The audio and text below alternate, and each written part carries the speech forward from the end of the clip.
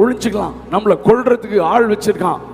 ஓடி போய் கதவை சாத்திக்கலாம், ஒழிஞ்சுக்கலாம், தாழ்பாடெல்லாம் போட்டுட்டு உள்ள உட்காந்துக்கலாம். நெகேமியா சொல்றான், என்னை போல ஒரு மனிதன் என்ன ஓடி ஒழிச்சு கொள்வானா?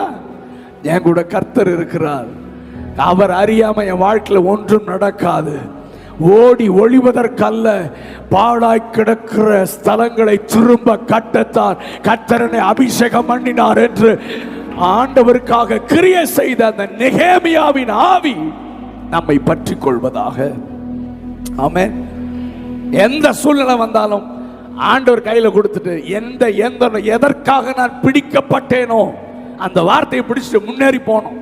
பிசாசு நிறைய நெகட்டிவ் தாட்ஸை போடுவான். ஆமென். பயங்கரமான பயமுறுத்தல்கள், மனக்குழப்பங்கள், முன்னேற முடியாமல், செயல்பட முடியாமல் நம்மை செயல்படாதவாறு கட்டி வைப்பது. இவன் எழுந்துட்டான நம்ம ராஜ்யத்திற்கு பாதிப்பு நமக்கு நல்லா தெரியும்.